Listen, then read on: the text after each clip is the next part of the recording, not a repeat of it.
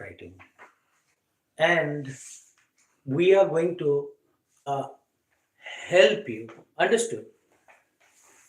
Not only I represent the teaching community or the teaching fraternity or the teachers. Okay, so I am going to teach you how to write. Number one, philosophical paragraph. The topic is meaning of life. Political paragraph. Topic is democracy in India. Argumentative paragraph. Topic is should mobile phones be allowed in schools? Reflective paragraph. Topic is a lesson I learned from failure. General current event based paragraph. Topic is importance of environmental protection. And these paragraphs are for the students of class 11 and 12 CBSE. Okay. Class 11, 12 CBSE paragraph writing. These are all paragraphing topics for 11, CBSE class 11, 12. Okay. So this class is very important for all the students. Those who read in class 11 and 12 in CBSE. Okay. First of all, I would like you to please look at the blackboard and see all the topics. Okay. And then I will talk on them, or I will tell you how to write them. Understood? Uh, One by one. Okay. And as I don't find it important to tell you the meanings of all the paragraphs that I'm going to rather I will say the paragraph, not write on the board, because it is going to take much time, isn't it? So to avoid writing, as it will be time consuming, it will take a lot of time. So to avoid killing your valuable time and to make the video short, I want you to do things like you click on the phone while listening to the paragraph, the lecture on paragraphs. Understood? These paragraphs, you click on the phone, and there is CC there.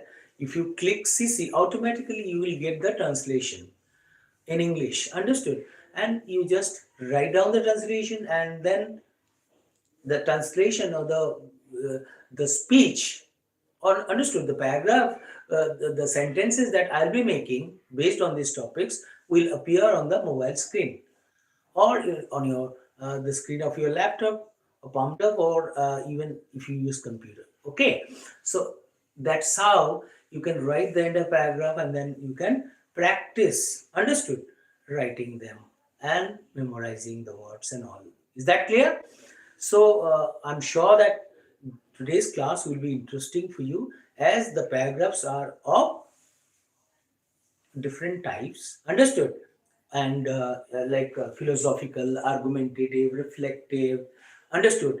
General current affairs based topic, isn't it? So let's start the first paragraph.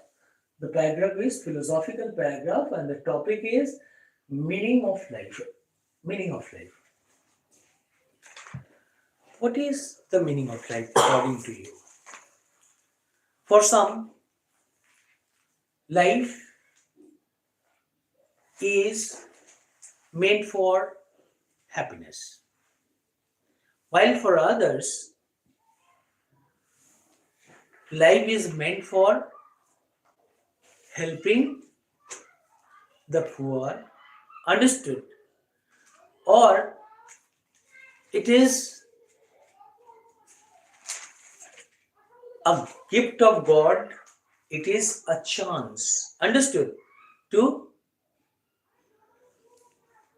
spend this valuable life, understood, helping others, understood, like Mother Teresa. Deep, there are actually, two sections of society. One that only thinks of themselves, understood, and the other who thinks of other. So, helping other is a noble deed, and the number of people doing it or helping others is less as compared to the people who are searching for happiness, isn't it? So, meaning of life varies. To some, meaning of life or life is all about enjoyment, happiness, isn't it? Whereas to others, it is a golden chance to help the humanity. You will never come again. Understood? So they see life as a chance to see the society that you are a inseparable part of. Understood? To see it prosper, grow, understood, and reach success. The number of people living in a country, if the number of people living in a country, I'm talking about, is good, a good number of people, understood, the maximum number of people, or the people, the most of the people of a country are good, well mannered, and honest, disciplined, that society will never ever, understood, vanish from the face of the earth. I must not say, as I'm Hindu, I must not take the name of any religion, but what I can tell you about Hinduism is that this is the only religion in the world that was created more than 1,000 years back, isn't it? Time immemorial, isn't it? It was the one of the oldest religion of the world, but it is still today because Hinduism preaches peace, brotherhood, understood, international brotherhood, understood. You know, Vasudeva Kutumbakam. Hinduism teaches that entire world is your family, understood, and Hinduism believes in non-violence. You injure me, you pain me, you harm, you do harm, but in return, I must not do harm. Understood? And if non-violence had not been the weapon used for the independence of India, India would not have got freedom. Why? It was because of non-violence the English government was shaken. The foundation of English empire was shaken. Why? There were two kinds of protest. One is violence, like Netaji Subhash Chandra Bose protested against the British rule with the use of violence, whereas Mahatma Gandhi protested against it with the help of non-violence. These are the two weapons used in India, but the British government couldn't do anything about it. Why? The protest, understood, against the British rule through the use of non-violence was tougher, severe, and stiffer. That is the reason the British couldn't bear with it. They had to live. Why? They were tired of killing the innocents. The Jallianwala Wala Bagh massacre. Maybe General, Sanderson, he ordered firing, understood, and maybe thousands of people died. But does it mean those killing the innocent, understood, are happy killing the innocent? They also have hearts. Maybe one, two may not have hearts, but we human beings have hearts. So we can feel the pain.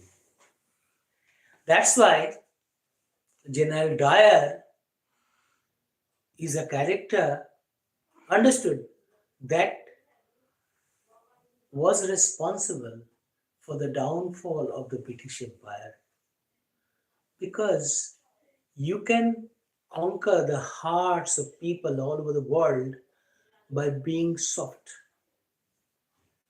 by being kind hearted. When you read about Jesus, Jesus won the world with profound love in his heart for the people, for those. He treated even the enemies and his friends equally. And his enemies were held in high esteem. Those who were killing him on a cross, he told God, forgive them, for they don't know what they're doing. What does it mean? What it means is that Jesus forgave them. He knew it fully well that the people who are doing this fell victim to the inner enemies, the beastly qualities in them. We Hinduism, we in those we the people who believe in Hinduism, we in Hinduism, that's what I'm saying, believe in the existence of mean qualities, and we have defined those mean qualities: lobh, kama, krodha, lobh, kam, krodha, mod, moha, ascharya. Understood? We fall victim to them, and this is why we make these mistakes. Philosophical topic: meaning of life. Understood? So, some spend their life looking for happiness, while others spend it for helping others, seeing, clothing, clothing the naked, feeding the unfed, wiping the tears of the poverty stricken people, helping the poor. It is your life. You are the owner of your own life. Nobody is going to tell you how to make use of your life. As you are the owner of your life, the choice is yours. Whether to waste it or to make proper use of it. So, proper use of life is done by selected few. But those who practice Hinduism, they are the peace loving people. As they are peace loving people, maybe thousands of religions exist in India. Thousands of religions fought over religion in India. But India-ness has not disappeared from the face of the earth. Indianness means Hinduism. It's there. Thousands of evil forces for thousands of years tried their best to root it out, to wipe it out, but they failed thousands of times. However hard they tried to wipe it out, but all their attempts went in vain. So they decided to give up.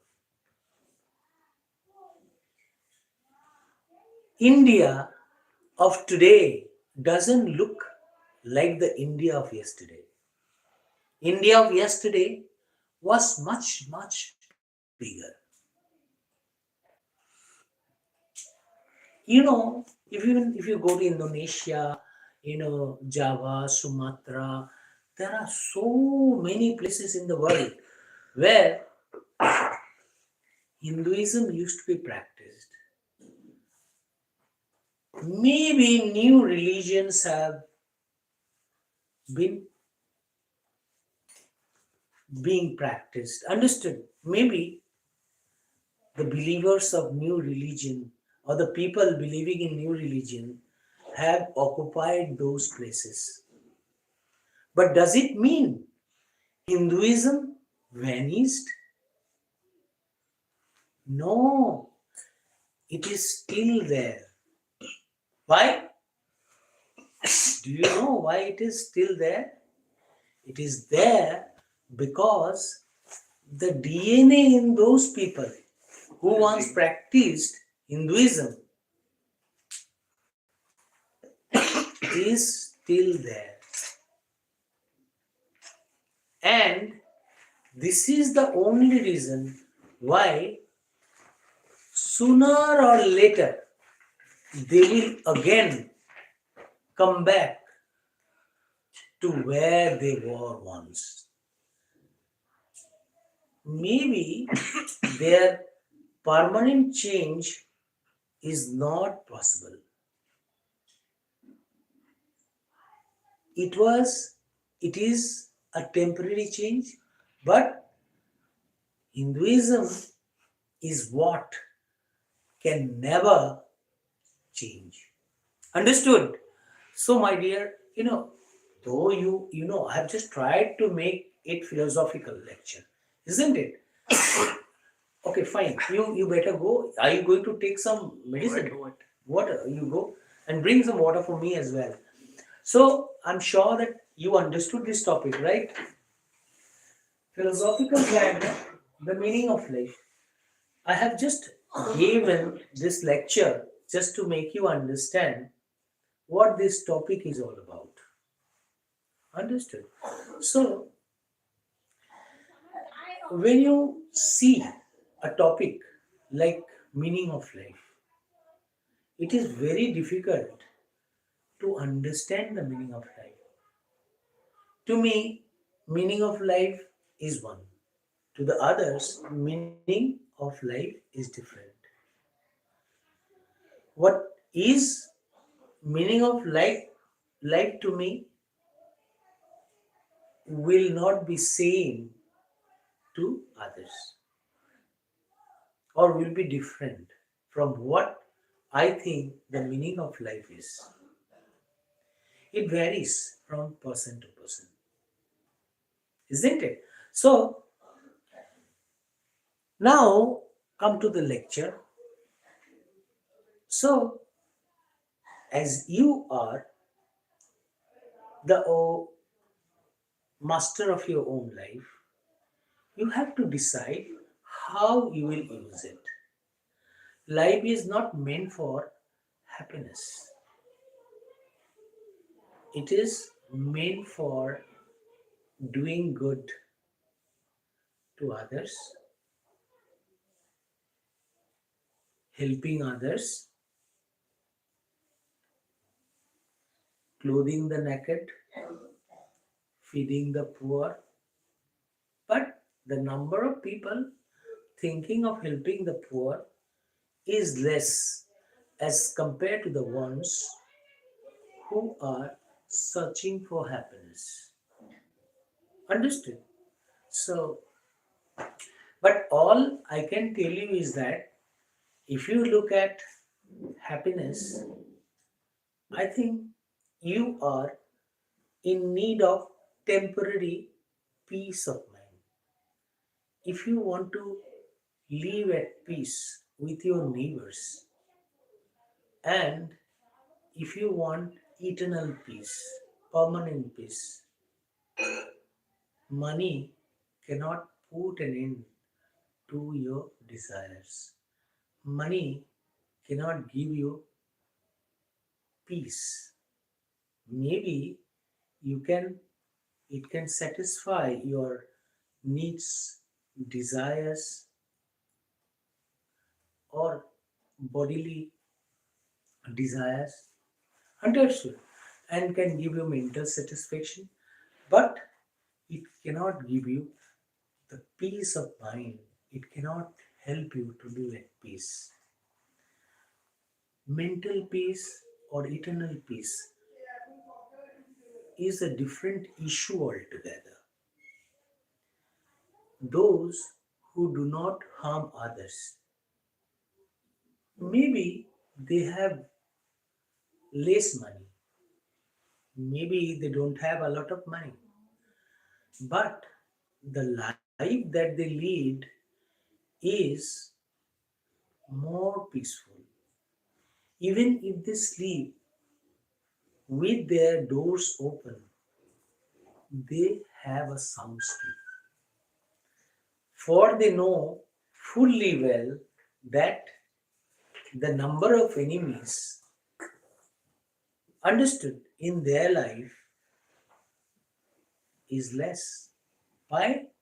It is because they do not do harm to others. If you harm someone, you cannot sleep at night because the conscience will not let you sleep. It will not allow you to have a sound sleep, isn't it? So I'm sure that you can write, just I can help you. I've just helped you to know how to write. Understood? And what are the points that you need to write a paragraph on the meaning of life, isn't it? So, meaning varies from person to person. If you are the master of your own life, who am I to tell you how to lead your life, how to live your life? It is your choice. If you think that you need to make proper use of your life, you will live it the way you want. If you don't want it the way I want, understood? Who am I to tell you what to do and what not to do? Isn't it? You can tell me. Who are you to tell me? Why should I listen to what you are saying? Isn't it? Why should I tell you? All I can tell you is I can tell you to read Bhagavad Gita. Understood? Just to help you understand the value of life.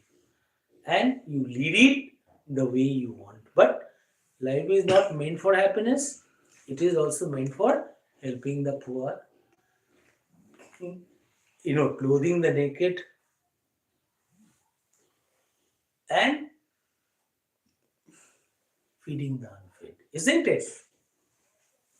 Now come to political topic, democracy in India. I must say, if you look at today's India, you must thank the form of government we have. Why? India was fragmented. India was one fragmented. There were more than 1,000 rulers in India, small kingdoms, isn't it? Even if you look at Karnataka, there were many kingdoms in the western coastal Karnataka. Even if you look at, northeastern India, many small kingdoms. Similarly, in Bengal also, you look at this place, Krishnanagar, there was the Raja of Krishnanagar. He was very, he was like a zamindar. Understood? He he was addressed, or we called him Raja or King.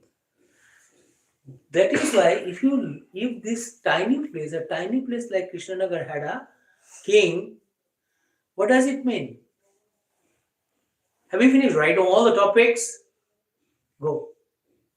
Don't have to sit here. Do other subjects. If you have completed, do maths and all, but don't sit here dull. Okay, fine. Did you understand what I'm saying? You cannot sit like this. You have to do something. Do all the sums that are going to come in the annual exam. Go and come back, and you don't need my permission. But go slowly. Now, did you understand what I'm telling? I am going to tell you what topic democracy in India. India of today is not same as the India of yesterday. You can ask me what is the difference between today's India and yesterday's India. Today's India gives its people security, free ration, free education, secure life, right to freedom of expression, right to move about throughout the territory of India, right to settle down permanently in any part of India.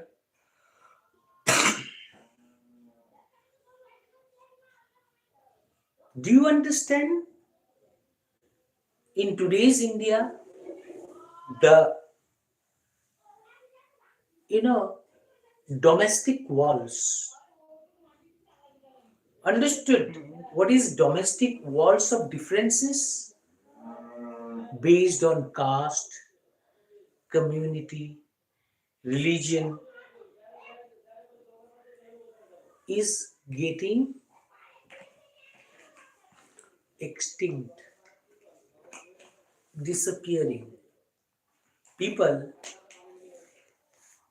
begin, begin to hate people wanting to fight over the issues of separatism, religion, casteism. Understood?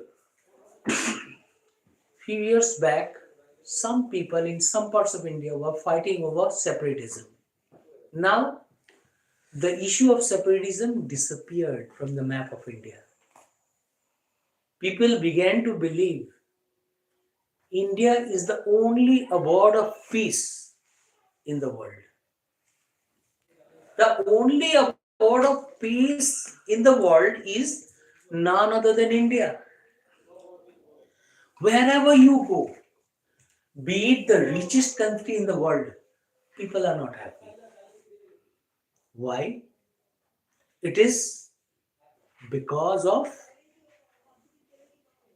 the fact that either the hands that they are in, it means I'm talking about the leadership, is not as perfect as the ones India is in. Even the culture, we have a rich heritage, a culture. Our ancient society is still there. We believe in joint family system. Joint family system is the strength. If the cities are responsible for the nuclear families, but the villages in India still believe in joint family system.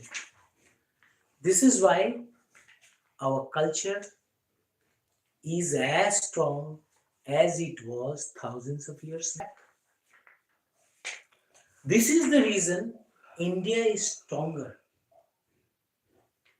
Indian society is stronger than those in different countries of the world.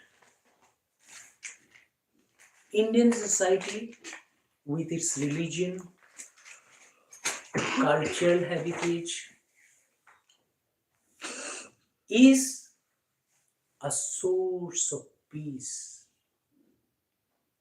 eternal peace, spiritual happiness. Understood? There are people that throng to India, or that come to India from different parts of the world only for mental peace. Their life is miserable. The children have become drug addicts. The richest. But the reason why families are unhappy is because of the fact that the parents, due to the impact of modern lifestyles, had to lead a kind of life that were responsible for not caring for their children the way the Indian parents do. This is the only reason. Another thing I want to tell you, so I have just tried to define, I've just tried to give you the points based on which you can write the paragraph. Understood? Now, come to this main points. If you write about democracy in India, you must say India is a democratic country. Understood? In a democratic country, the people form their government. Understood? By voting for the their rulers. They vote for their rulers. Understood? And as soon as the majority party, clear, or there are so many political parties field their candidates and they go from one door to another asking for votes. And the party that got the maximum votes or seats, clear, will, or the majority party will form the government. And that government will be the government of the people, for the people, to the people, by the people. Understood? It is my government. If I live in a democratic country, I can proudly say that this is my government. Why? I'm a part of the government. I made this government. And if I have the difference between dictatorship and democracy is the dictatorial government, understood? There is one person who is the law of the land. The person is the law of the land. If a king, understood, is the ruler of the country, clear, he can give the death sentence, clear. But in a democratic country, the prime minister is, or the president is, the head of the states, but he cannot give you the death sentence. That is the work of a particular department, and that department is judiciary. Democracy is divided into, democracy has Three organs. What are these? Judiciary, executive, and legislative. This is the work. Giving the death sentence is the work of the judiciary. Judiciary will decide whether the person being given death sentence has committed a crime for which whether he can be given that death sentence or not, that is their issue. They will decide based on the crime he did, isn't it? Do you get it what I'm saying? So you must say democracy in India helped clear people live with dignity. The people living in India understood, or in democratic India, or in a country like in a democratic country like India, exercise different rights: rights to life, rights to equality, right to freedom of expression, right to move about throughout the territory of India, right rights to settle down in any part of India.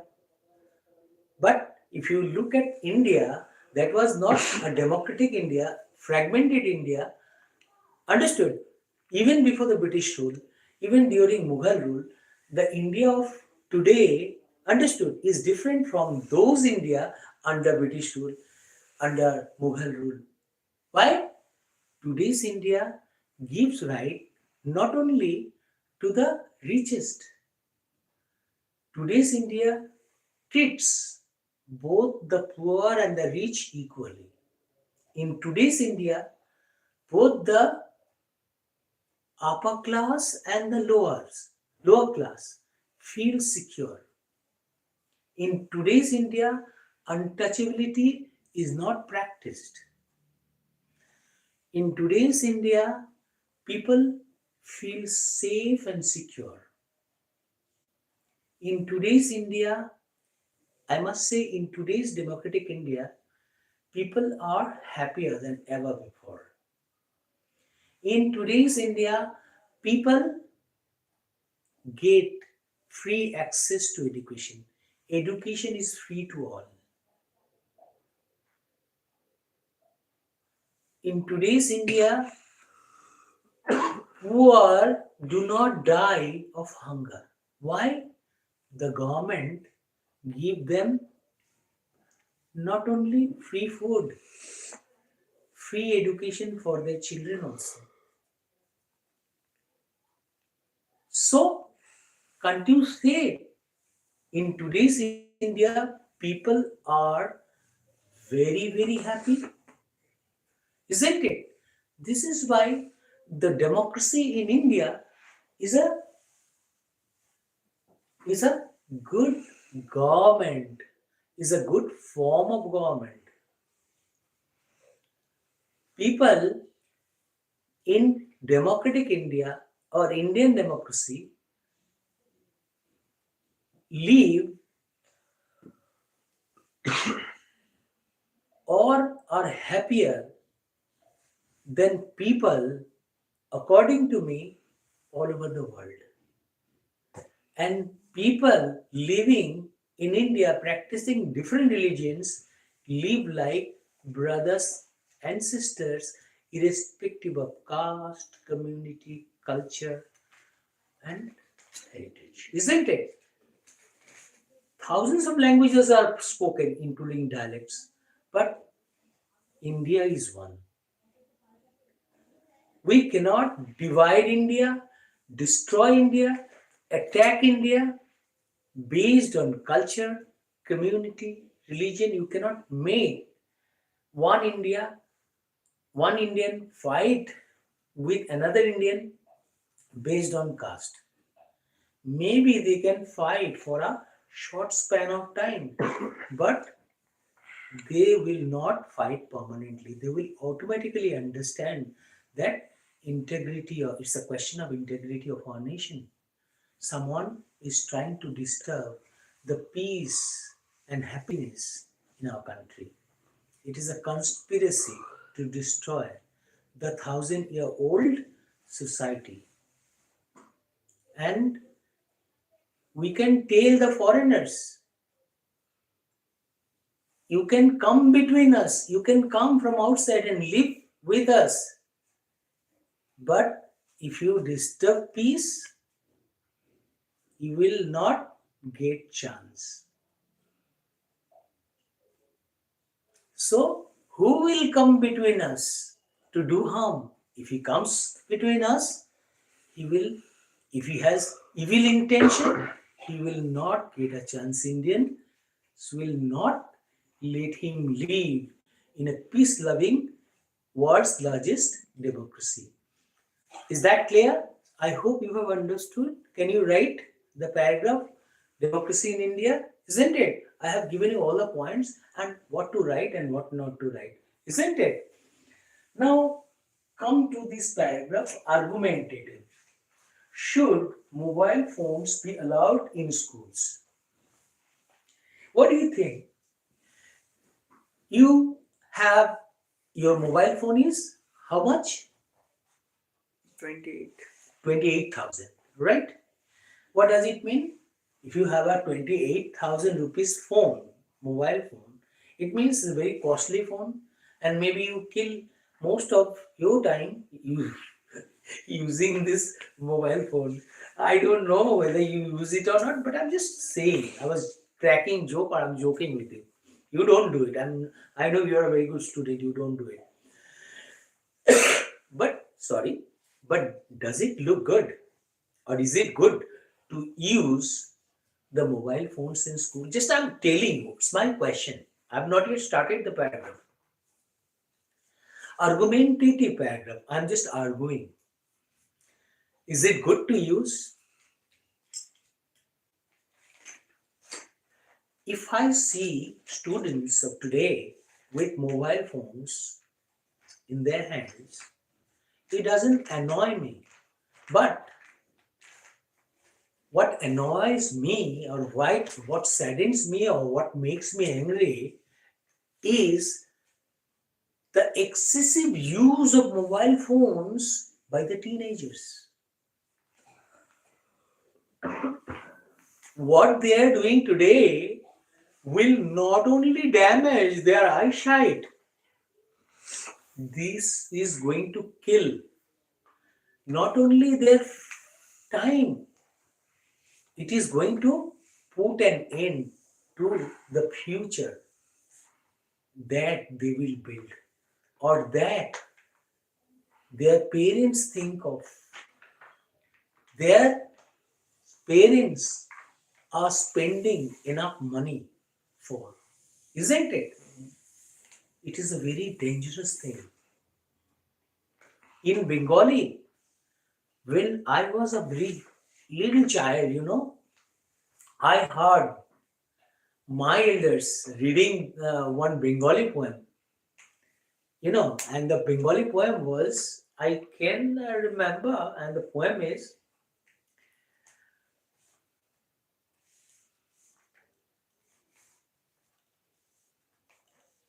you know, it was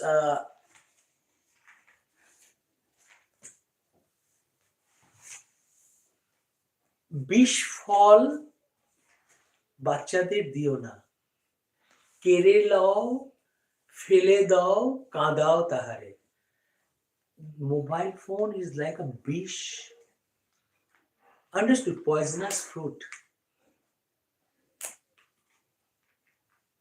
You see the mobile phone as a poisonous fruit. It should be snatched from your hands. Even if it involves making you cry, the parents must not think twice before snatching it from your hand. Because it will be too late if they don't do it when it is necessary. Understood? They need to do it before it is too late. Snatch it from their hands. If they don't do it, they are killing their own sons and daughters with this poisonous fruit. You love your children, but when you know this mobile that I have given is destroying my children's future, understood? Should I give it to them? If I know mobile phone like a poisonous fruit, clear, is like a poisonous fruit. If this poisonous fruit is given to my child, if he eats it, will there be any chance of his being alive? He will die or not? So if I really love my child, if it feels bad to make him cry, I will snatch it. Maybe my child will get temporary happiness out of it. But for permanent happiness, understood, or just to give him permanent happiness or everlasting happiness, shouldn't I snatch it from his hand? Yes. By making him cry? This is why everything should not be given. Sometimes parents should be strict. They should not allow children to do whatever they feel like. Isn't it? They should put their mean qualities in check. Am I right or not? Yes. So now I am coming to the topic. It is very important, argumentative topic. So what are you going to write? Should mobile phones be used in schools?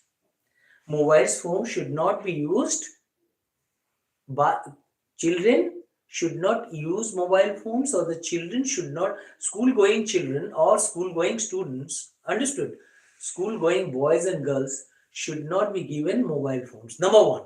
Number two, the reason why the children reading in schools, colleges, universities should not use mobile phones is the teachers inside the class cannot teach them. The teachers inside the class cannot teach them, isn't it? Do you understand what I'm saying? Do you understand what I'm saying? Why? What will happen to the teachers? Can the teachers teach? Can the teachers teach? Why don't you look at me? You have, if you have told, they will go automatically. I'm sure that they have gone. Now, what I want to tell you is the children who are inside the classroom, if the teachers, if the teacher, suppose there are many classrooms in a school, teachers are entering those classrooms. If the teachers enter the classrooms and see the children or the students sitting with mobile phones, understood? See the children sitting with mobile phones in their hands, will they be very happy? Is it a very good sight? Are not those mobile phones distracting or harming their studies, or those mobile phones are not distracting the students from their studies? Are not these mobile phones reducing their attention towards their on their studies? Isn't it? So what should we write? Mobile phones distract the students from their studies. The use of mobile phones reduce their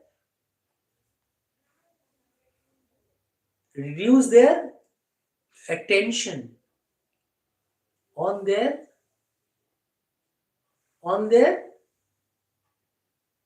concentration, will be the best word, will reduce their concentration on their studies, isn't it?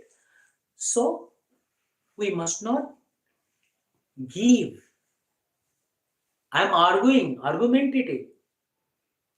It is bad to give the mobile phones to the school going children, isn't it? School going, university going, college going, isn't it? Because mobile phones distract the students from their studies, isn't it? Number two, what are the other things? Excessive use of mobile phones can not only damage their eyesight but also hamper hamper what? Their studies, the classroom, the atmosphere inside the classroom, isn't it? It will not look like a classroom. If the teachers see with the students sitting, understood, with mobile phones in their hands, does it look like a classroom? A classroom with all the students sitting with mobile phones in their hand. Does it look like a class? It means it also disturbs the atmosphere inside the classroom. It prevents a classroom from being what it should look like, isn't it? And what the teachers do inside the class today will not shape the futures of the students. It is said that what the students learn, what the teachers teach inside the class, will and what the children learn inside the class will shape the tomorrows of the students. Isn't it? So, is it good to let the students do whatever they want with mobile phones inside the class? Should the children be allowed to use mobile phones inside the classrooms? Hello? No. Inside schools? So, if this goes on, or if the children are allowed to use the mobile phones or make excessive use of mobile phones inside the classrooms, the students will not get good education. And children will not only, if this goes in a country, children, not only children, future, the future of a country, understood? Who is the future of a country? Why are the teachers called nation builders? Do you know? The teachers are called the nation builders. Why? What the teachers teach inside the classroom and what the children learn inside the classroom will shape the tomorrow of the, not only the students, will the shape the tomorrow of the country. Tomorrow means future. If the education imparted inside the classroom is not perfect, the future of the country will not be perfect. So, we are not only doing harm to the students, we are destroying the future of our tomorrows. Tomorrows means of our tomorrows of our children, the futures of our children. If a country is educated, the children will make progress in different fields of activities, in the fields of science, technology. Understood? That is how the country can benefit from the educated minds in it. So, the success of a country lies in the success of the in the success of the students. That is the reason excessive use or use of mobile phone should not be allowed in the schools, isn't it? Or you can add some new lines on your own, isn't it? Now come to this reflective topic, a lesson I learned from failure. When you hear, if you are given a topic like a lessons I learned from failure, what do you think you can say on it?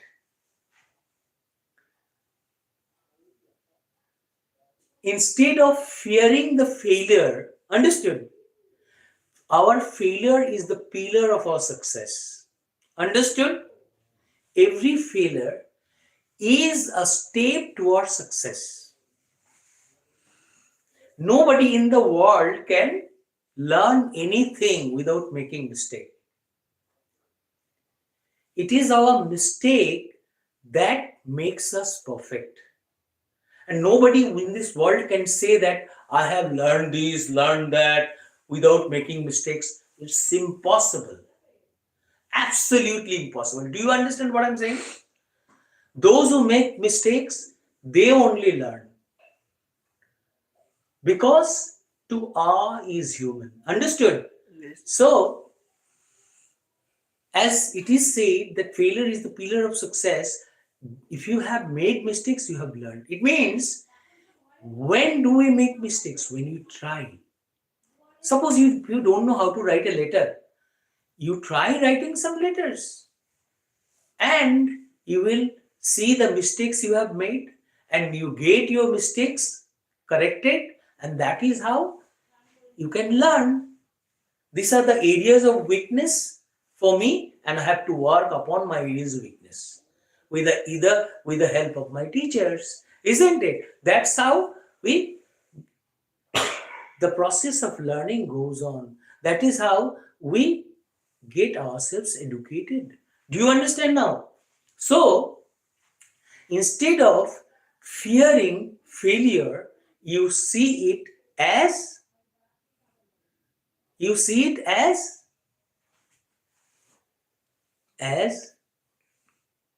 instead of fearing failure, you see it as a lesson. Isn't it? It's a blessing in disguise. Isn't it? Everybody has to make mistake, and it is necessary to make mistake. And those who make mistakes are learning, and those who are not making mistakes are not learning. Is that clear? So I think I have made you understand this topic, and I'm sure that you can write some lines based on it, and you don't have to worry about it. I'll be, if you are asking for 500 lines paragraph, I can do that, no problem. But I'm sure that as you have got the idea, you can write at least 200 lines, isn't it? Now, last but not the least, it is paragraph number 5, that is general current event based paragraph. General current event based paragraph. Topic: importance of environmental protection. Oh my God, I must say it is one of the finest topic we have got. What is this? In today's world is different from the world we had earlier. Like at least 500 years back, we had a very nice world, isn't it? Perfect, 100 times perfect. Why? Today, the air that we breathe in, hello, today we have thousands of challenges. What are these challenges? One of the biggest problems the modern world or the environment is facing is the problem of pollution. The ozone layer is developing cracks. As a result, the ultraviolet rays of the sun is entering the earth, and we suffer from skin diseases. Number one. Number two, the ground that we walk on is polluted. The air that we breathe in is polluted. The water that you drink is polluted or contaminated. The air that we breathe in is polluted due to air pollution. So, do you think the environment that we live in is perfect to live in? Is it perfect? No. So, environmental protection, environmental protection or importance of environmental protection is necessary. What should we do to protect the environment? Saving what few steps like saving water, planting trees, saving water, planting trees, planting trees, using less plastic can help in reducing what? In protecting, can help in protecting the environment, isn't it? Another thing, we must not throw garbage here and there. We must not let the factories dump chemical waste into our rivers, oceans. The marine life is destroying. The oil tankers that clean their tanks at sea kill the marine life. If we plant more trees, the life giving gas, oxygen, if you buy oxygen, is it possible for us to buy oxygen? Mother Nature, that is a precious gift to us, is experiencing harms.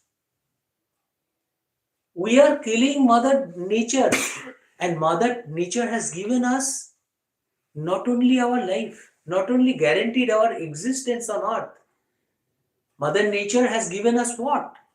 Water to drink, air to breathe, shelter to live, isn't it?